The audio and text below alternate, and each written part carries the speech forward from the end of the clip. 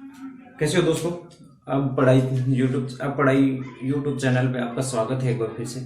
हम मैट्रिक्स पढ़ रहे थे और हमने मल्टीप्लिकेशन कैसे करते हैं, दो मैट्रिक्सों का मल्टीप्लिकेशन यानी दो मैट्रिक्सों का गुणन कैसे करते हैं उसके बारे में डिटेल से जाना था, कैसे मल्टीप्लिकेशन किया जाता है। अब अपन जो आते हैं मैट्रिक्स के मल्टीप्लिकेशन की जो प्रॉपर्टी है, हिंदी में जिन्हें गुणधर्म कहते हैं, उनके बारे में जानते हैं। जब अपन ने एडिशन पढ़ा था, मैट्रिक्सों का एडिशन पढ़ा था, मैट्रिक्सों का योग पढ़ा था, तो वहां पे अपन ने उसकी प्रॉपर्टियां पढ़ी थी और प्रॉपर्टियों में अपन ने देखा था कौन सा क्रम विनिमय नियम यानी कम्यूटेटिव लॉ। और अपन ने जाना था कि वहां कम्यूटेटिव लॉ का होल्ड होता है क्रम विनिमय यानी a plus B equal to B plus A होता है। वहां अपन ने सहचारी नियम एसोसिएटिव लॉ को भी पढ़ा था और अपन ने जाना था a plus bracket B plus C equal to होता है a प्लस बी का पूरा ब्रैकेट प्लस सी। और वहां अपन ने जाना था कि एसोसिएटिव लॉ का भी होल्ड होता है। इसी तरह से अपन वहां अपन ने आइडेंटिटी भी जानी थी और आइडेंटिटी के साथ साथ तब समझ आई, आइडेंटिटी के साथ साथ अपन ने एडिशन के लिए इनवर्स भी निकाला था। सेम प्रॉपर्टी अपन इधर भी इसमें हम जो है मैट्रिक्स मल्टीप्लिकेशन में भी डिस्कस करने वाले हैं। और मैट्रिक्स मल्टीप्लिकेशन में भी अपन पहली प्रॉपर्टी जो क्रम विनिमय नियम का अपन चेक करेंगे, क्रम विनिमय नियम का पालन इसमें होता है या नहीं। देखो क्रम विनिमय नियम का पालन अपन करेंगे कि ए बी और बी ए अगर डिफाइन होता है, ए बी भी डिफाइन है, बी ए भी डिफाइन है, यानी ए बी भी परिभाषित है, बी ए भी परिभाषित है, यानी ए बी भी मल्टीप्लाई किया जा सकता है, बी ए भी मल्टीप्लाई किया जा सकता है। मल्टीप्लाई कब परिभाषित होगा, कब डिफाइन होगा, ये मैंने पिछले ही लेक्चर में आपको बताया था कि अगर सी आर यानी पहले मैट्रिक्स का कॉलम और दूसरी मैट्रिक्स का रो क्लास रिप्रेजेंटेटिव अगर बराबर होते हैं तो उनको मल्टीप्लाई किया जा सकता है। एसपी यानी पहले मैट्रिक्स का स्तंभ और दूसरी मैट्रिक्स के पंक्तियां अगर बराबर होती हैं तो उन्हें उनका अपन मैट्रिक्स मल्टीप्लिकेशन गुणन कर सकते हैं। अगर डिफाइन होंगे तभी अपन क्रम विनिमय नियम की बात करेंगे। अगर कोई मान लो कि दो मैट्रिक्स, देखो मैं बता रहा हूं फिर भी, अगर ए बी भी डिफाइन है, ए बी भी परिभाषित है, दो मैट्रिक्स अपने पास है, फिलहाल इनको नजरअंदाज करो जो मैंने एग्जांपल लिखा है। अगर ए बी भी परिभाषित है और बी ए भी परिभाषित है और अगर वो दोनों बराबर आ जाएंगी हमेशा, यानी कोई भी दो मैट्रिक्स ली अपन ने, ऐसा नहीं है कि एक मैट्रिक्स के लिए ऐसा हो गया तो अपन कह देंगे कि मल्टीप्लिकेशन के लिए वो होल्ड होता है। कोई भी दो ऐसी मैट्रिक्स, हर मैट्रिक्स ऐसी मैट्रिक्स जिनके लिए ए बी और बी ए अगर डिफाइन होगा और वो दोनों बराबर आएंगे हर मैट्रिक्स के लिए, तब जाके अपन बोलेंगे कि वहां पे कम्यूटेटिव लॉ यानी क्रम विनिमय होल्ड होता है। अगर एक मैट्रिक्स के लिए भी कोई भी एक मैट्रिक्स सेट ऐसा मिल गया जिनके लिए ये चीजें बराबर नहीं होती है, मल्टीप्लिकेशन में हर मैट्रिक्स के लिए A plus B equal to B plus A होगा, इसलिए अपन ने कहा था वहां क्रम विनिमय नियम यानी कम्यूटेटिव लॉ का होल्ड होता है। लेकिन मैट्रिक्स में मल्टीप्लिकेशन में भी हर मैट्रिक्स के लिए अगर जिनके लिए भी डिफाइन होगा, जिनके लिए डिफाइन नहीं होगा उनको नहीं, अगर जिनके लिए भी ए बी और बी ए डिफाइन होगा अगर उनके लिए हर मैट्रिक्स के लिए इक्वल आएगा तो अपन कहेंगे क्रम विनिमय नियम का होल्ड होता है। और अगर इक्वल नहीं आएगा, एक भी मैट्रिक्स का सेट ऐसा मिल गया जिसके लिए ए बी भी डिफाइन है, ए बी भी परिभाषित है और बी ए भी परिभाषित है लेकिन वो दोनों इक्वल नहीं है, तो अपन कहेंगे क्रम विनिमय नियम का होल्ड नहीं होगा, यानी मैट्रिक्स मल्टीप्लिकेशन के लिए क्रम विनिमय नियम होल्ड नहीं होता है। ऐसा ही मैं बता रहा हूं, यहाँ पे मैं कह रहा हूं कि मैट्रिक्स मल्टीप्लिकेशन के लिए जो होता है क्रम विनिमय नियम का होल्ड नहीं होता है, क्रम विनिमय होल्ड नहीं होता है, क्रम विनिमय कम्यूटेटिव लॉ का होल्ड नहीं होता है। क्यों नहीं होता है उसी के लिए मैंने एक एग्जांपल लिया है। देखो यहाँ पे इसका ऑर्डर जो है 2x3 है, इसका ऑर्डर 3x2 है। मैंने एक बार आपको पिछले लेक्चर में भी बताया था कि अगर एक मैट्रिक्स का ऑर्डर जो है उसका जस्ट उल्टा ऑर्डर अगर दूसरे मैट्रिक्स का होता है तो उसके लिए ए बी और बी ए दोनों डिफाइन हो जाएंगे। यहाँ पे देखो एक का 2x3 है, दूसरे का 3x2 है, इसका मतलब ए बी और बी ए दोनों डिफाइन होने वाले हैं। थोड़ी आवाज भी आ रही होगी बाहर से बच्चों की, लेकिन बच्चों को खेलने देना चाहिए, रोकना नहीं चाहिए, तो मैं रोक नहीं पा रहा, थोड़ा एडजस्ट कर लेना। तो यहाँ पे ए बी भी डिफाइन होगा। देखो इसकी अगर ए बी करूंगा तो देखो 2x3 और 3x2 ये दोनों बराबर होने चाहिए, दोनों इक्वल होने चाहिए, इक्वल होगा और जो ऑर्डर आएगा वो 2x2 का आएगा। ऑर्डर जो आने वाला है वो 2x2 का। मैंने बताया था कि पहले का कॉलम और दूसरे की रो बराबर होनी चाहिए, पहले में स्तंभ और दूसरे में पंक्तियां बराबर होनी चाहिए, बराबर है, इक्वल है, तो ये जो बाकी बच जाते हैं वही ऑर्डर बन जाएगा। अगर इन दोनों को मल्टीप्लाई करूं जो मैट्रिक्स बनेगा वो 2x2 का बनेगा। अगर मैं बी ए को मल्टीप्लाई करूं, बी ए निकालू, देखो बी का ऑर्डर क्या है 2x2 है, ए का ऑर्डर क्या है 3x2 है, सॉरी 2x3 है। देखो पहले में नंबर ऑफ कॉलम और दूसरे में नंबर ऑफ रो बराबर है, इसका मतलब इनको मल्टीप्लाई किया जा सकता है, बी ए निकाला जा सकता है और जो निकल के आएगी सी डी मान लिया उसका ऑर्डर कितना आएगा 3x3। आप खुद सोच के बताओ क्या ये दोनों मैट्रिक्स बराबर हो सकती हैं, क्या ये दोनों मैट्रिक्स इक्वल हो सकती हैं। इक्वलिटी ऑफ मैट्रिक्स के बारे में अपन ने क्या पढ़ा था कि उनका ऑर्डर सबसे पहले सेम होना चाहिए। अगर मैं ए बी निकालता हूं तो उसका ऑर्डर 2 क्रॉस 2 आ रहा है, और बी ए निकालता हूं तो उसका ऑर्डर 3 क्रॉस 3 आ रहा है। तो क्या 2 क्रॉस 2 ऑर्डर की मैट्रिक्स 3 क्रॉस 3 ऑर्डर की मैट्रिक्स के इक्वल हो सकती है? नहीं हो सकती, ऑर्डर ही इक्वल नहीं है, तो इक्वलिटी की तो बात ही करना बेवकूफी है, बात ही करना बेवकूफी है। और इसी चीज को मैं यहाँ से प्रूव भी करके दिखा रहा हूँ। देखो बता दिया मैंने, देखो ये मैंने पहले भी बताया, तो उन चीजों को मैं दोहरा रहा हूँ। ये बराबर होना चाहिए, ये दोनों देखो सेम होना चाहिए, C R S P C R Hindi medium वालों के लिए एस पी है, तो ऑर्डर जो होता है 2 क्रॉस 2 और 3 क्रॉस 3 ऑर्डर बनता है। अब यहाँ से अपन ए बी निकालने वाले हैं, और आपको मैं प्रूव करके देखो, वैसे ही ऑर्डर से ही पता लग गया कि अगर ऐसे ऑर्डर की 2 क्रॉस 2 और 3 क्रॉस 2 ऑर्डर की कोई भी दो मैट्रिक्स लोगे, उनका मल्टीप्लीकेशन ए बी और बी ए कभी इक्वल नहीं होने वाला है। तो यहीं से पता चल गया, क्योंकि ए का ऑर्डर 3 क्रॉस 3 आने वाला है, दूसरे का 2 क्रॉस 2 आने वाला है, तो कैसे दो अलग अलग ऑर्डर की मैट्रिक्सों की इक्वलिटी की बात कर सकते हैं? वो एक बेवकूफी भरी बात है। अब मैं यहाँ से ए बी निकालता हूँ, तो देखो ए बी में निकालने के लिए मैंने क्या कहा था, पहले की रो और दूसरे के स्तंभ अपन लेते हैं, पहले की रो पहले स्तंभ। अगर मुझे जैसे मान लो ये सी है, तो यहाँ C11 होगा, तो C11 देखो पहली रो से और पहले कॉलम से आएगा, पहली रो को पहले कॉलम से मल्टीप्लाई करूंगा तो C1 आएगा। ये एलिमेंट इस रो का पहला एलिमेंट कॉलम के पहले एलिमेंट से मल्टीप्लाई होगा, पहला मैट्रिक्स इस रो का, इस पंक्ति का दूसरा अवयव जो होता है कॉलम के दूसरे अवयव से मल्टीप्लाई होगा, वो सब जुड़ेंगे। तो 1 को 2 से मल्टीप्लाई करूंगा 2, इसको इससे मल्टीप्लाई करूंगा माइनस का 8 प्लस, और इसको इससे मल्टीप्लाई करूंगा तो 6, ये एलिमेंट ये आने वाला है। फिर देखो ये आएगा, ये कौन सा एलिमेंट होगा, C12 यानी फर्स्ट रो सेकंड कॉलम, तो देखो इसको इससे मल्टीप्लाई करूंगा मैं 3, ये इससे मल्टीप्लाई होगा माइनस का 10, ये इससे मल्टीप्लाई होने वाला है प्लस का 3। थोड़ी कैलकुलेशन में अगर छोटी मोटी कैलकुलेशन अगर प्लस माइनस ऐसी गलती हो जाती है मल्टीप्लाई में, तो वो आप कर सकते हो, इसलिए उन चीजों को गौर मत करना। उन चीजों को कमेंट सेक्शन में जरूर बता देना कि थोड़ी सी ऐसी गलती हो गई थी, लेकिन ये मत सोच लेना कि पढ़ाना नहीं आता है, ठीक है। अब देखो ये कौन सा एलिमेंट होता है, C21 बनेगा, C2 यानी सेकंड रो और फर्स्ट कॉलम की बात होगी, तो सेकंड रो कौन सी है, ये पहले वाले की रो लेंगे, दूसरे वाले का कॉलम लेते हैं, तो देखो ये क्या होगा, इसको मैं सेकंड रो फर्स्ट कॉलम यानी इसको क्या होगा माइनस का 8, ये इससे मल्टीप्लाई होगा प्लस, ये इससे मल्टीप्लाई होगा 8, ये इससे मल्टीप्लाई होगा प्लस का 10। आगे फिर बढ़ते हैं। अब देखो ये C22 बनने वाला है, C22 बनेगा मतलब सेकंड रो सेकंड ही कॉलम, तो ये इससे मल्टीप्लाई होगा माइनस का 12, ये इससे मल्टीप्लाई होगा प्लस का 10, और ये इससे मल्टीप्लाई होगा प्लस का 5। और ऑर्डर मैं बता ही दूंगा, ये अगर दोनों इक्वल हैं तो ऑर्डर जो है ये बनने वाला है, ऑर्डर जो बनेगा ये दोनों बनेंगे यानी 2 क्रॉस 2 का। तो यहां से देखो अपने पास ए बी इक्वल सी जो माना है ए बी, ये क्या आने वाला है, देखो ए बी जो आ गया अपने पास, देखो 0 आ गया, यहाँ पे 6 है, माइनस का 4 आ जाएगा, प्लस का 6 माइनस का 10, 8 से कट का ये 10 आने वाला है, ये देखो माइनस का 2 यानी प्लस का 3 आ गया। ये अपने पास एक मैट्रिक्स आई है। इसी तरह से अगर आप नोट करो, इसी तरह से देखो मैं बी क्रॉस ए निकालता हूं, देखो बी ए को मल्टीप्लाई करूंगा, बी ए को मैंने पहले ही बता दिया है, देखो बी ए क्या बनने वाला है, 3 क्रॉस 3 का मैट्रिक्स बनेगा। बी यानी पहले वाले की रो लेंगे, दूसरे वाले का कॉलम लेते हैं, इस यानी इसकी रो को इसके कॉलम से मल्टीप्लाई करना पड़ेगा।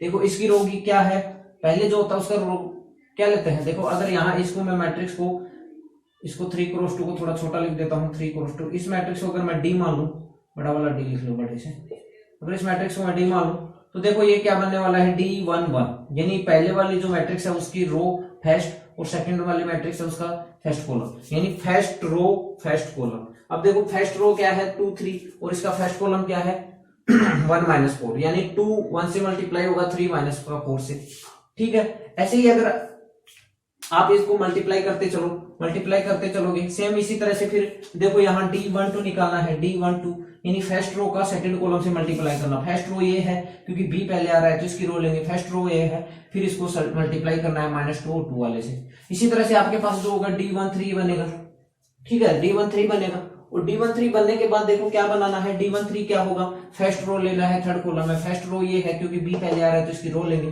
पंक्ति लेंगे, इसकी फर्स्ट रो पहले जो आ रहा है उसकी पंक्ति लेंगे और कॉलम लेंगे, यानी 2 3 को 3 5 से मल्टीप्लाई करके ऐड करना है। ऐसे ही उसके सारे एलिमेंट निकालने हैं और आप एलिमेंट इसके निकालोगे ऐसे मल्टीप्लाई करके, तो आपके पास जो मैट्रिक्स बन के निकल के आने वाला है वो मैट्रिक्स आपके पास जो है कुछ इस प्रकार के आने वाला है। मैं डायरेक्ट लिख देता हूँ, जो आपके मैट्रिक्स निकल के आने वाला है वो है, देखो मैं आपकी बुक में ही दे रखा है, एग्जाम्पल नंबर 13, तो देखो ये मैट्रिक्स जो निकल के आने वाला है वो ऐसा है -10।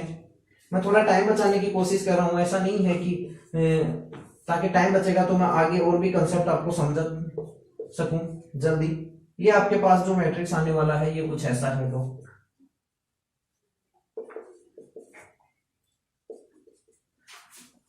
ये मैट्रिक्स कुछ ऐसा है आपके पास। अब आप बी ए को और ए बी को देखो। देखो ए बी जो मैं पहले भी बता चुका हूं वो दोनों इक्वल होंगे नहीं, क्योंकि एक 2x2 की है, एक 3x3 की है। दो मैट्रिक्सों की इक्वलिटी की बात ही नहीं कर सकते वहां पे। लेकिन फिर भी देखो ए बी, देखो ये ऐसी मैट्रिक्स आई है, बी ए एक ऐसी मैट्रिक्स आई है, कैसे इक्वल हो सकती है? तो इसका मतलब यहाँ पे कुछ जरूरी नहीं है कि ए बी और बी ए दोनों डिफाइन हो। ए बी और बी ए अगर दोनों डिफाइन हो, दोनों परिभाषित हो, तब भी वो इक्वल होंगे या नहीं, ये कोई कहना, ये कोई जरूरी बात नहीं है। हो सकता है वो बराबर भी हो, लेकिन अगर किसी भी एक मैट्रिक्स के, किसी भी दो मैट्रिक्सों का सेट अपने को पास है, किसी भी दो मैट्रिक्स ऐसी मिल गई जिनके लिए बराबर नहीं है, तो अपन कहेंगे कि मैट्रिक्स के मल्टीप्लीकेशन के लिए, मैट्रिक्स के गुणन के लिए क्रम में मिनिमम नहीं, कम्यूटेटिव लॉ का होल्ड नहीं होता। इसका मतलब हमेशा ऐसा नहीं होता। कोई भी दो मैट्रिक्स अपने पास है तो मैट्रिक्स के मल्टीप्लिकेशन के लिए, मैट्रिक्स के गुणन के लिए हमेशा ऐसा नहीं होता। इसका मतलब अगर आपसे कोई पूछे कि मैट्रिक्स के मल्टीप्लिकेशन में, मैट्रिक्स के गुणन के अंतर्गत कम्यूटेटिव लॉ का होल्ड होता है, क्रम विनिमय नियम का होल्ड होता है, तो आप कहेंगे नहीं, ऐसा जरूरी नहीं, ऐसा नहीं होता है। क्योंकि कहेंगे कब, जब हर मैट्रिक्स के लिए ऐसा होता है, जब भी ए बी और बी ए डिफाइन होता है तब वो बराबर होंगे हमेशा, तभी अपन कहेंगे क्रम विनिमय नियम का होल्ड होता है। लेकिन ऐसा होता ही नहीं, आपको प्रूफ करके बताया।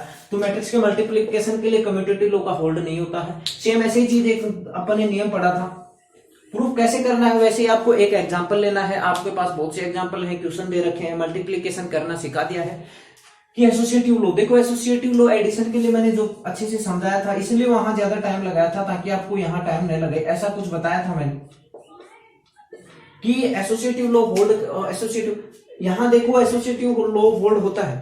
पहले उसकी बात कर लेते हैं। करना क्या है, देखो ब्रैकेट वाले को पहले सोल्व करेंगे, फिर ए के साथ ऐड करेंगे।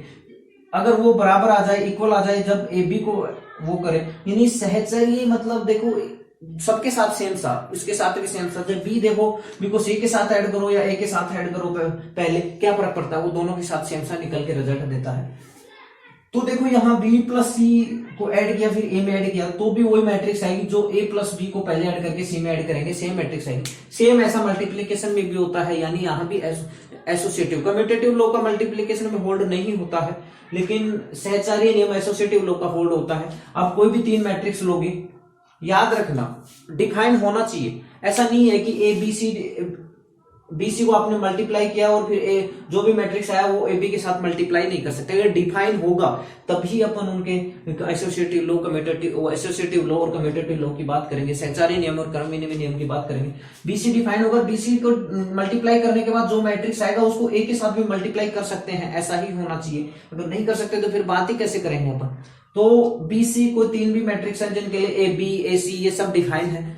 तो देखो पहले बीसी को मल्टीप्लाई करोगे, बीसी को गुणा करोगे, उसके बाद जो मैट्रिक्स आपके पास बन के आएगा वो ए के साथ मल्टीप्लाई करोगे, उसके बाद जो मैट्रिक्स बन के आएगा उसको ए के साथ मल्टीप्लाई करोगे, ए के साथ गुणा करोगे, उसके बाद जो मैट्रिक्स बनेगा वो हमेशा इसके इक्वल होगा। यानी पहले आप यहाँ क्या कर रहे थे, बीसी को पहले मल्टीप्लाई कर रहे थे, फिर उसको जो आया, जो मैट्रिक्स जो अवयव आया उसको ए के साथ गुणा कर रहे थे। यहाँ ये किसके बराबर होगा हमेशा, कि पहले ए बी को मल्टीप्लाई कर लो, उसके बाद जो मैट्रिक्स आएगा उसको सी के साथ मल्टीप्लाई करो, तो वो हमेशा बराबर आते हैं। तो कहने की मेरी यही बात है कि कोई भी एग्जांपल लेके आप क्वेश्चन देखोगे, आपके एग्जांपल देखोगे, वहां भी आपको ले जाएगा कोई भी मैट्रिक्स जिनके लिए अगर ए बी डिफाइन है, बी सी डिफाइन है, हर मल्टीप्लीकेशन डिफाइन होता है, तो उसके बाद क्या होता है, इन दोनों को मल्टीप्लाई करने के बाद जो मैट्रिक्स आता है, बीसी को मैंने मल्टीप्लाई किया, गुणा किया, उसके बाद जो मैट्रिक्स बनता है उसका मल्टीप्लिकेशन एक ही साथ में डिफाइन होना चाहिए, क्योंकि डिफाइन होगा तभी अपन एसोसिएटिव लॉ, सहचार्य नियम की बात करेंगे। डिफाइन ही नहीं होगा तो क्यों बात करेंगे।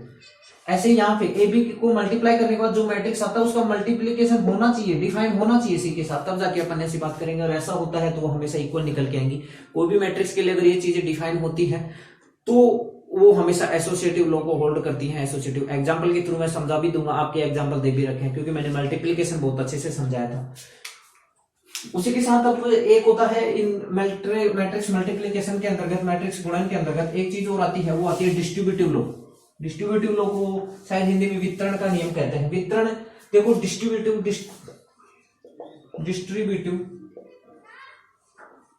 लॉ, डिस्ट्रीब्यूटिव लॉ का मतलब होता है वितरण। वितरण मतलब बांटना, किसी भी चीज को बांट देना, वितरण लॉ, वितरण नियम, वितरण ही होता होगा, देख लेना हिंदी का वर्ड। डिस्ट्रीब्यूटिव लॉ का मतलब क्या है, बांट दिया किसी चीज को। डिस्ट्रीब्यूशन क्या है, डिस्ट्रीब्यूट कर दिया यानी बांट दिया, कुछ ऐसा ही है। देखो डिस्ट्रीब्यूट कर दिया, बांट दिया, ऐसा ही कुछ है कि अपने पास देखो बी प्लस सी कोई मैट्रिक्स, अपने पास एबीसी कोई मैट्रिक्स है, ठीक है, अपने पास जो है एबीसी कोई मैट्रिक्स है, आपके पास एबीसी टाइप की कोई मैट्रिक्स अगर आपके पास बन रही है, ठीक है, तो उसके अंदर डिस्ट्रीब्यूटिव लॉ को अपन कैसे वो करेंगे, ठीक है। आपके पास मतलब 3 मैट्रिक्स दे दी, डिस्ट्रीब्यूटिव का मतलब क्या है, बांटना।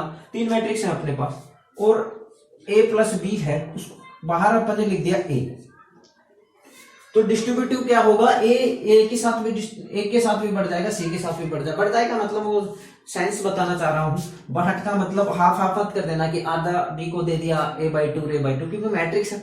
तो बांटने का मतलब क्या है, एक ऐसा बन जाएगा, ए को बी के साथ भी आप मल्टीप्लाई कर सकते हो, ए के सी के साथ भी मल्टीप्लाई करो, ये दोनों बराबर होते हैं। यही होता है डिस्ट्रीब्यूटिव लॉ, यही होता है एक वितरण वाला नियम। हिंदी में वितरण नियम कहते हैं शायद, देख लेना आप, देख लो क्या मैं देख लेता हूं, देखो हाँ सही बोल रहा था, मतलब हिंदी आती है। तो वितरण नियम तो क्या होता है, वो डिस्ट्रीब्यूट हो जाता है, मतलब ए को बी के साथ मल्टीप्लाई करके प्लस ए को सी के साथ मल्टीप्लाई करके, और दोनों हमेशा बराबर होते हैं, इसे कहते हैं अपन वितरण का नियम। ये एक डिस्ट्रीब्यूटिव लॉ था, ठीक है। अब बात करते हैं, मैं एक चीज पहले ही बता चुका हूं, मल्टीप्लीकेशन के लिए आइडेंटिटी मैट्रिक्स क्या होती है, ये चीज अपन यहाँ डिस्कस करने वाले हैं। तो देखो क्या होता है, मल्टीप्लीकेशन के लिए कम्यूटेटिव लॉ का होल्ड नहीं होता है, ठीक है, मैंने करके दिखाया। एसोसिएटिव लॉ का होल्ड होता है, ये चीज मैंने बताई, यानी सहचारी नियम का पालन होता है। तो डिस्ट्रीब्यूटिव लॉ भी लागू होता है, डिस्ट्रीब्यूशन भी होता है। और इसके अलावा अब लास्ट बात करते हैं अपन कि मल्टीप्लीकेशन के लिए जो आइडेंटिटी होती है वो क्या होती है। आइडेंटिटी का मतलब क्या था, देखो एडिशन के लिए आइडेंटिटी का मतलब क्या था कि किसी मैट्रिक्स में मैं कौन सी ऐसी मैट्रिक्स ऐड कर दूं कि वो मैट्रिक्स ए की ए वापस आ जाए, यही था। यानी एडिशन के लिए आइडेंटिटी क्या थी, एडिशन के लिए तत्समक अवयव कौन सा अवयव था कि एक ऐसी मैट्रिक्स, जैसे ए कोई मैट्रिक्स है, उसमें एक ऐसी मैट्रिक्स ऐड की जाए कि ए मैट्रिक्स वापस आ जाए, यानी उसमें कुछ ऐसी मैट्रिक्स जोड़ी जाए वो हमेशा ए के इक्वल ही हो, ए मैट्रिक्स ही हो। तो ऐसी कौन सी मैट्रिक्स निकल के आई थी, वो थी जीरो मैट्रिक्स, शून्य अवयव। अब बात आती है शून्य अवयव, तो यहां अपन बात कर रहे हैं मल्टीप्लीकेशन की। तो मल्टीप्लीकेशन करेंगे तो पहले गुणा करेंगे, तो अपने को एक ऐसी मैट्रिक्स चाहिए, ठीक है। देखो सेम उसी चीज से थोड़ा रिलेट कर रहा हूं, ए कोई मैट्रिक्स है, ए कोई अवयव है, मैट्रिक्स है, ठीक है, ए कोई मैट्रिक्स है, अवयव है, तो अपने को एक कोई मैट्रिक्स बी ऐसी चाहिए कि ए को बी के साथ मल्टीप्लाई करूं, गुणा करूं, तो ए वापस ऐसा का ऐसा आ जाए, समझे। आइडेंटिटी मैट्रिक्स का तत्समक अवयव का मतलब समझाना चाह रहा हूं मैं आपको कि देखो यहां अपन ने ऐड किया था कि ए की ए वापस आए। आइडेंटिटी मतलब तत्समक मतलब कि किसी मैट्रिक्स में एक ऐसा अवयव अपने को ऐड करना है कि उस मैट्रिक्स में कोई फर्क ही ना पड़े। सेम बात मल्टीप्लीकेशन के लिए लागू करनी है कि ए मैट्रिक्स को एक ऐसे मैट्रिक्स से मल्टीप्लाई किया जाए कि उसको गुणा करने पर, अब यहाँ पे एक बात याद रखना, ऐसी मैट्रिक्स लेनी है जिसके लिए ये डिफाइन हो यार, कहीं आप ऐसी मैट्रिक्स ले लो कि ए भी डिफाइन ही ना हो, ठीक है। तो अपने को एक ऐसी मैट्रिक्स लेनी है कि उस मैट्रिक्स को ए के साथ मल्टीप्लाई किया जाए तो ए की ए मैट्रिक्स वापस आ जाए, यानी ए पे कोई इफेक्ट ही ना हो। तो ऐसी मैट्रिक्स कौन सी मैट्रिक्स हो सकती है, आप खुद सोचो। फॉर एग्जांपल जैसे मैं आपको यहाँ एग्जांपल देके समझाना चाहता हूँ। देखो अपन ने ए कोई मैट्रिक्स ले ली, फॉर एग्जांपल जैसे मैंने ये ले ली 2 0 1 5। बी कोई ऐसी मैट्रिक्स मुझे लेनी है, बी कोई अभी एलिमेंट उसके अवयव में लिख नहीं रहा, बी कोई ऐसी मैट्रिक्स मुझे लेनी है कि वापस ए का ए आ जाए, ए को बी उस मैट्रिक्स के साथ, उस बी मैट्रिक्स के साथ मल्टीप्लाई करने पर, गुणा करने पर कोई फर्क ही ना पड़े, वो वापस ए ही बन जाए, वो ए के ही इक्वल आ जाए। तो ऐसी कौन सी मैट्रिक्स हो सकती है, सपोज दैट देखो मैं इसको A11 A12 A21 sorry B लिखो, वहां पे बी लिखा है तो बी लिखो, बी लिख लो, यहां भी बी लिख लो, यहां भी अपन को बी लिख लो। अब दोनों का मल्टीप्लीकेशन देखो सेम ऑर्डर के लिए नहीं है, क्योंकि आइडेंटिटी मैट्रिक्स सेम ऑर्डर की होगी तभी तो मल्टीप्लाई कर देंगे। मल्टीप्लीकेशन तो आइडेंटिटी का मतलब मैंने यही नहीं बताया था। देखो आइडेंटिटी का मतलब ऐसा नहीं कि ये ऐसे करने पर ही ए आ जाए, ऐसा करना भी चाहिए, यानी दोनों तरफ से वो डिफाइन होनी चाहिए, दोनों तरफ से वो डिफाइन होनी चाहिए और ए के ही बराबर आनी जानी चाहिए। तो अपने को हमेशा आइडेंटिटी जो होती है, ए की आइडेंटिटी मैट्रिक्स निकालनी है मल्टीप्लीकेशन के लिए, तो उसी ऑर्डर का मैट्रिक्स लेना पड़ेगा, क्योंकि तभी ए बी डिफाइन होगा और बी ए भी डिफाइन होगा और ए के ही ऑर्डर के बराबर आएगा। आपके दिमाग में एक चीज और आ रही होगी कि सर आपने कहा था कि ए का ऑर्डर 2 क्रॉस 3 है, बी का ऑर्डर अगर 3 क्रॉस 2 है तो ए बी भी डिफाइन होता है, बी ए भी डिफाइन होता है। लेकिन आप वहां सोच के देखो, ए बी और बी ए डिफाइन होता है, लेकिन ओ बी और बी ए बराबर नहीं होते। एक 2 क्रॉस 2 की मैट्रिक्स निकल के आती है, अभी थोड़ी देर पहले बताया एक 3 क्रॉस 3 की मैट्रिक्स निकालने। मैंने यहाँ बताया है कि तत्समक आयु के लिए ऐसा होना चाहिए, ए बी बी और बी ए बी बराबर और वो इक्वल टू ए के। तो इसलिए जरूरी है कि उन दोनों का ऑर्डर सेम ही बनेगा। सेम का मतलब सेम ही बनेगा, सेम का मतलब सेम ही बनाना है, ठीक है। सेम बनाने का मतलब मैं ये नहीं कर जैसे इसको आपको कर दो 3 क्रॉस 2 और इसको भी आपने कर दिया 3 क्रॉस 2। अगर ऐसा वाला सेम नहीं है, स्क्वायर मतलब रेक्टेंगल मैट्रिक्स नहीं है, क्योंकि इसमें तो ए बी ही डिफाइन नहीं हो रहा, बी ए को कैसे डिफाइन करोगे? देखो यहाँ 2 है, यहाँ 3 है, यानी ए बी भी डिफाइन हो, बी ए भी डिफाइन हो और उनका ऑर्डर ए के सेम हो, तो मतलब अपने को स्क्वायर मैट्रिक्स ही होगी। मतलब जो आइडेंटिटी मैट्रिक्स निकल के आएगी वो स्क्वायर मैट्रिक्स ही बनेगी, एक वर्ग आयु ही स्क्वायर मैट्रिक्स बन सकता है ना। तो अब देखो इन दोनों को मैं, इसलिए मैंने पहले ही स्क्वायर मैट्रिक्स ले लिया था, 2 क्रॉस 2 इसलिए लिखा था, इसलिए नहीं कि मैंने वो कैसे भी, तो क्योंकि वो डिफाइन ही नहीं हो पाएगा। तो अब दोनों को मल्टीप्लाई करके वापस ए बना देना है, दोनों तरफ से मल्टीप्लाई करना है। अब देखो ये 2 क्रॉस 2 है, ये 2 क्रॉस 2 है, मैंने इसको उसके साथ मल्टीप्लाई किया है। ए बी अब आप आसानी से निकाल सकते हो, इसकी रो लूंगा उसका कॉलम लूंगा तो 2b11 बनेगा, क्योंकि 0 0 हो जाएगा। फिर इसको उसके साथ मल्टीप्लाई करना है तो 2b12 बनेगा, फिर इसको 0 के इसके साथ मल्टीप्लाई करूंगा वो ये बन जाएगा। इसको उसके साथ करूंगा तो b11 बनेगा, प्लस 5 का b21 बनेगा मेरे हिसाब से। फिर अगेन b12 बनेगा, प्लस 5 का b22 बनेगा। और ये ए बी बराबर आना किसके चाहिए? ए के बराबर आना चाहिए। इसका मतलब क्या है? देखो 2015। इसी तरह से अब मैं बी ए कर देता हूं। देखो बी ए कर देता हूं, पहली रो को पहले कॉलम से मल्टीप्लाई करना है। देखो आपके पास क्या बनने वाला है, पहली रो को पहले कॉलम के साथ मल्टीप्लाई मैं कर देता हूं। इसकी पहली रो है, क्योंकि जो पहले है उसकी रो लेनी है, पंक्ति लेनी है। तो देखो इसको क्या बनेगा, 2b11 प्लस b12। अगर इस बी मैट्रिक्स को मैं यहां लिख दूं तो आपको ज्यादा समझ में आएगा कि कैसे करना है। अब देखो b11 b12 b21 b22 जो पहले लिखी थे। देखो इस रो को इसके कॉलम के साथ मल्टीप्लाई करना है। तो देखो 2b1 प्लस b12, ओके। फिर इसको क्या करना है, इस रो को इस कॉलम के साथ मल्टीप्लाई करना है, यानी 0 बन जाएगा 5b12। देखते जाना। अब इसकी ये रो लेनी है, ये पंक्ति लेनी है, इस कॉलम ये कॉलम लेना है। तो क्या बनेगा, 2b21 प्लस b22 बनेगा। फिर इस रो को इस कॉलम के साथ मल्टीप्लाई करना है, इस पंक्ति को इस स्तंभ के साथ मल्टीप्लाई करना है। तो ये देखो 0 बन जाएगा, ये बन जाएगा 5b22। ये भी इक्वल टू ए होना चाहिए, ये भी इक्वल टू ए होना चाहिए, मतलब 2015। अब बात करते हैं। देखो यहां से अब मैंने एक चीज और बताई थी कि इक्वलिटी ऑफ मैट्रिक्स में क्या बताया था, ऑर्डर सेम होना चाहिए और उनके कोरोस्पोंडिंग एलिमेंट उनके a11 b11 के बराबर होना चाहिए, a12 b12 के बराबर होना चाहिए। तो ये देखो दोनों मैट्रिक्स इक्वल दी है, अगले ने क्वेश्चन में चीज में इक्वल आया है तो इक्वल करना है। इसका मतलब ये इक्वल टू ये होना चाहिए। इस चीज से क्या पता था, 2 से 2 कट जाएगा तो b11 की वैल्यू क्या आ गई है, 1। 2b12 0 है, इसका मतलब क्या है, b12 क्या है, 0। ठीक है। अब देखो b11 की वैल्यू 1 आ गई है, इसका मतलब 1 प्लस, यहां 1 है ना b11, तो 1 प्लस 5b21 वो इक्वल टू होना चाहिए 1 का। 1 से 1 कैंसिल, इसका मतलब b21 भी क्या आ गया, 0। ठीक है। अब देखो b12 क्या था, 0 था, यहां 0 पुट कर दिया, प्लस 5b22 इक्वल टू कितना है, 5। 5 से 5 कैंसिल हो जाएगा, इसका मतलब क्या होगा, ये पूरा का पूरा इक्वल टू 5 होगा ना, लेकिन ये तो 0 है यहां से, तो b22 कितना आ जाएगा, मेरे हिसाब से b22 आ गया होगा। अब इसकी वैल्यू इसमें रखो, देखो भाई साहब,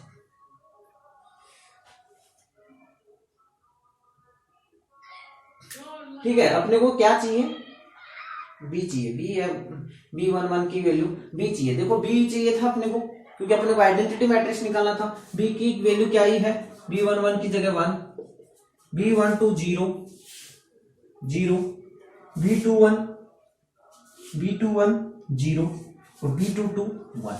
क्या बना है देखो, ये अपन ने एक आइडेंटिटी मैट्रिक्स पढ़ा था 1 1 1, एक स्क्वायर मैट्रिक्स होता है और जिसके डायगोनल के एलिमेंट 1 1 होते हैं, जिसके विकर्ण के अवयव 1 1 होते हैं, बाकी सारे के सारे एलिमेंट 0 होते हैं। एक स्क्वायर मैट्रिक्स, एक वर्ग आयु पढ़ा था। आइडेंटिटी मैट्रिक्स पढ़ा था ना अपन ने पहले, टाइप ऑफ मैट्रिक्स में अपन ने पढ़ा था कि डायगोनल के एलिमेंट 1 1 बनते हैं, बाकी सारे एलिमेंट 0 होते हैं और एक स्क्वायर मैट्रिक्स वर्ग आयु होता है। अब इसको तो सोल्व कर ले, अब इसको सोल्व करते हैं। देखो अपन, मैं पहले इसको सोल्व कर लेता हूं यहां से क्योंकि आसान होगा। यानी यहां से B12 क्या आ गया 0, इनको मैं मिटा देता हूं क्योंकि इनकी वैल्यू में मैंने वहां पुट कर दी। देखो इस इक्वेशन को मैंने इक्वल किया उसके, तो यहां से आ गया B12 0।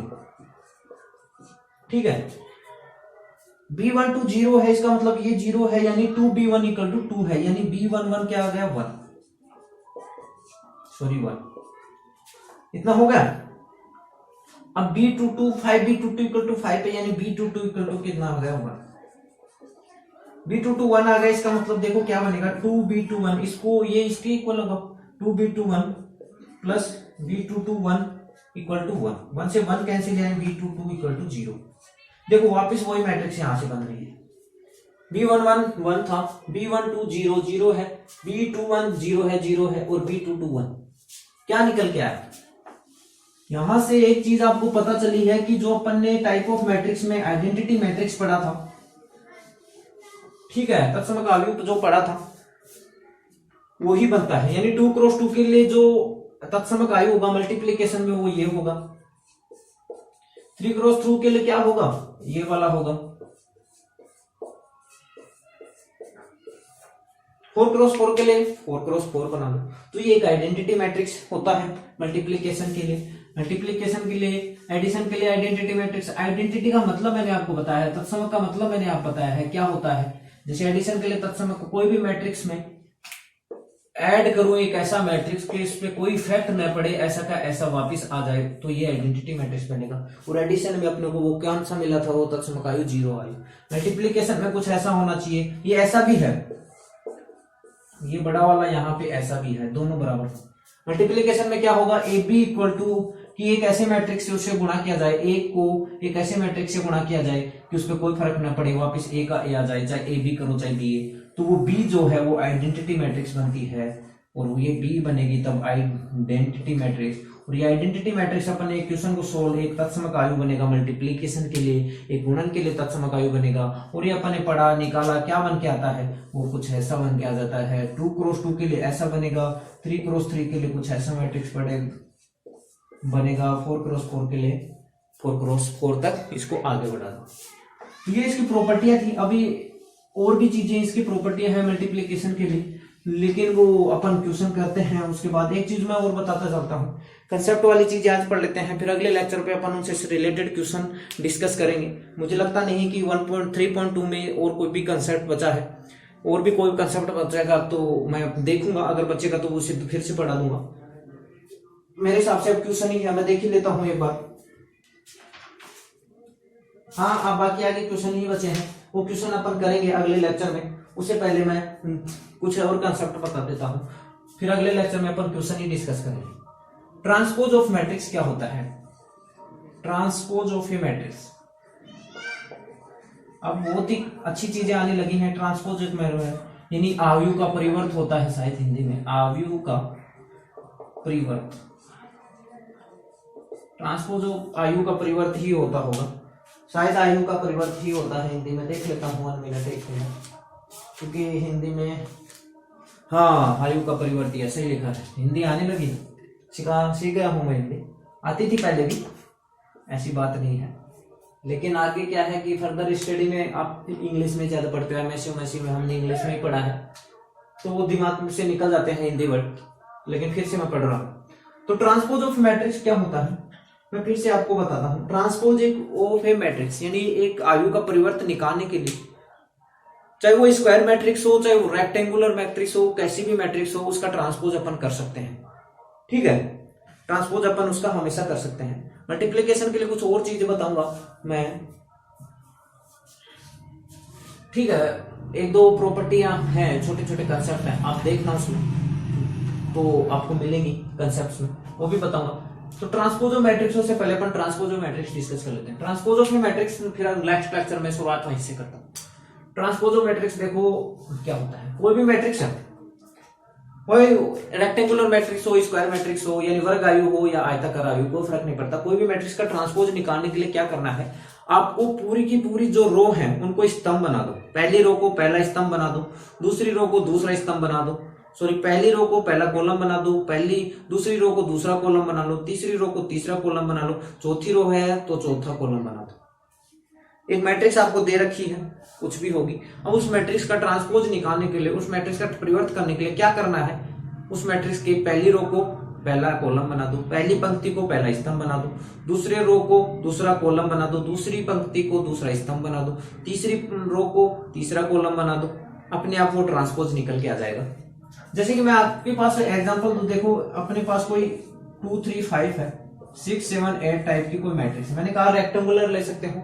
अब इसका मुझे ट्रांसपोज करना है। ट्रांसपोज को या तो ऐसे लिखते हैं या फिर ए डैश से रिप्रेजेंट करते हैं, इसका परिवर्तन।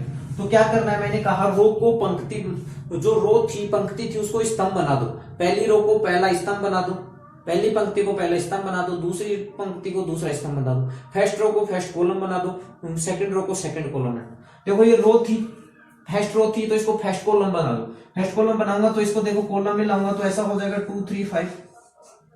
सेकंड रो ये है, सेकंड पंक्ति ये है, इसको सेकंड कॉलम बना दो, सेकंड स्तंभ बना दो, तो देखो क्या हो जाएगा, ये इसका ट्रांसपोज है।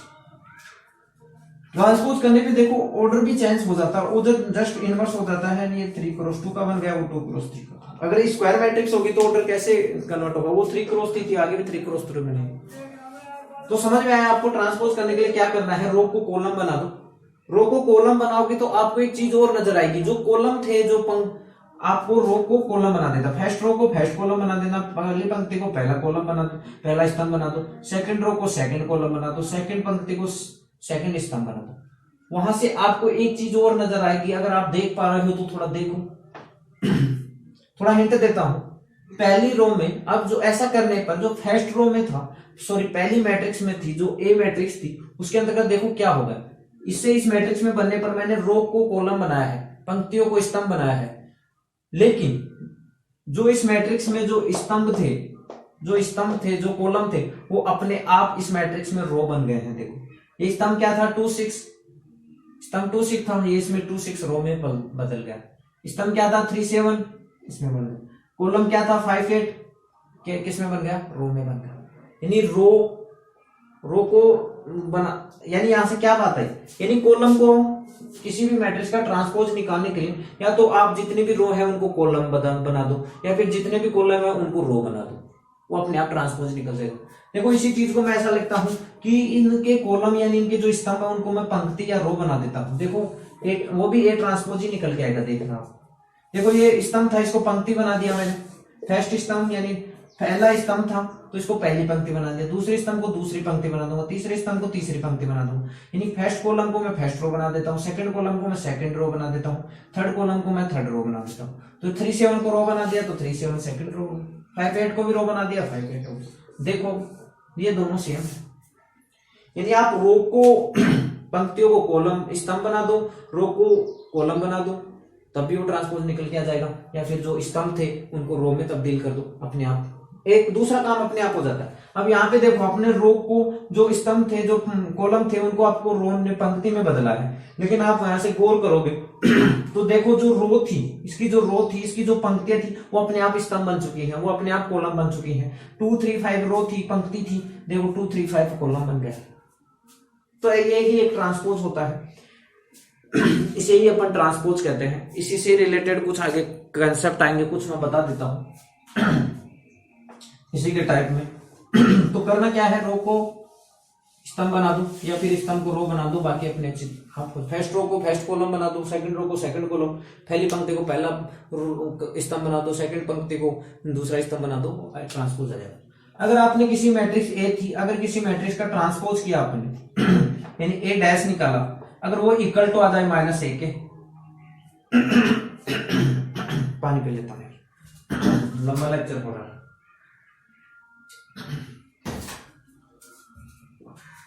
अगर वो इक्वल टू आ जाए माइनस ए के, या फिर ए का ट्रांसपोज किया, किसी मैट्रिक्स ए का ट्रांसपोज किया, उसका परिवर्त किया, उसका डैश निकाला, अगर वो इक्वल टू आ जाए ए के, तो उनको क्या बोलते हैं? अगर ये इक्वल टू वापिस ए के, ये वापिस ए के बराबर ही आ जाए, तो इसे बोलते हैं सिमेट्रिक मैट्रिक्स, सममित आव्यूह।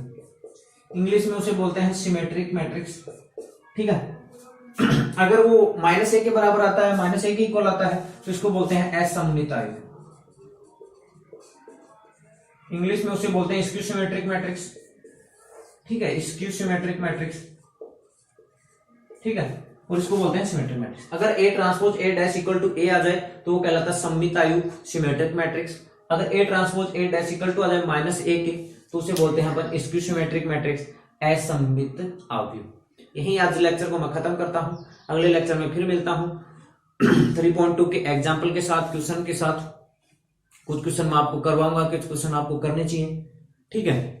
मैं बता भी देता हूं आपको कौन कौन से क्वेश्चन मेरे हिसाब से कर लेने चाहिए। देखो एग्जाम्पल तो आपको सब करना ही है, मल्टीप्लीकेशन मैंने बहुत अच्छे से आपको समझाया था, तो एग्जाम्पल नंबर 16 आप कर सकते हो, एग्जाम्पल नंबर 17 आप कर सकते हो कि ए बी बी सी यही तो निकालना है। मल्टीप्लीकेशन मैंने आपको बहुत अच्छा सिखाया, कैलकुलेशन में गलती होगी। एग्जाम्पल नंबर 18 में आपको सिखाऊंगा, कोई दिक्कत वाली बात है नहीं, कैसे करना है ठीक है। अगर एक्सरसाइज के भी क्वेश्चन आप करना चाहते हो तो पहला क्वेश्चन आप आसानी से कर सकते हो, दूसरा भी कर सकते हो, तीसरा भी कर सकते हो, चौथा भी आप कर सकते हो, पांचवा भी आप कर सकते हो मेरे हिसाब से, 6 भी कर सकते हो, 7 कर सकते हो, 8 कर सकते हो, 9 कर सकते हो, 10 कर सकते हो, 11 भी कर सकते हो, मेरे हिसाब से 12 भी हो जाएगा 13 नंबर क्वेश्चन मैं आपको बता दूंगा, 13 क्वेश्चन नंबर अच्छा है, 14 आप कर लोगे, वो मल्टीप्लीकेशन करना है, इक्वल आ जाएगा तो ठीक है, खत्म बात, 16 में हो जाएगा। 15 नंबर में एग्जाम्पल नंबर ये बता दूंगा, अगर आपको 18 बता दूंगा तो आप 15 भी कर लोगे, 16 भी कर लोगे, 17 भी कर लोगे। लेकिन मैं एग्जाम्पल नंबर या तो एग्जाम्पल नंबर छोड़ के मैं आपके साथ या तो 15 16 में से कोई एक एग्जाम्पल एक क्वेश्चन डिस्कस कर लूंगा, और 17 क्वेश्चन बहुत अच्छा क्वेश्चन है, 17 18 में से मैं कोई सा एक डिस्कस कर दूंगा। तो ऐसे करके 2-3 क्वेश्चन अपन डिस्कस कर लेंगे, और फिर अगले लेक्चर में अपन आगे से पढ़ेंगे। ट्रांसपोज परिवर्त आयु बता दिया है मैंने, उसकी प्रॉपर्टियां पढ़ेंगे। सममित तो सिमेट्रिक स्क्यू सिमेट्रिक मैट्रिक्स के बारे में भी मैंने बता दिया है, उसके आगे अपन कंटिन्यू करेंगे, ठीक है। तो चैनल को सब्सक्राइब करें, लोगों के साथ शेयर करें और लाइक करें। जय हिंद। इसी के साथ लेक्चर में खत्म करता हूं। जय हिंद, जय भारत।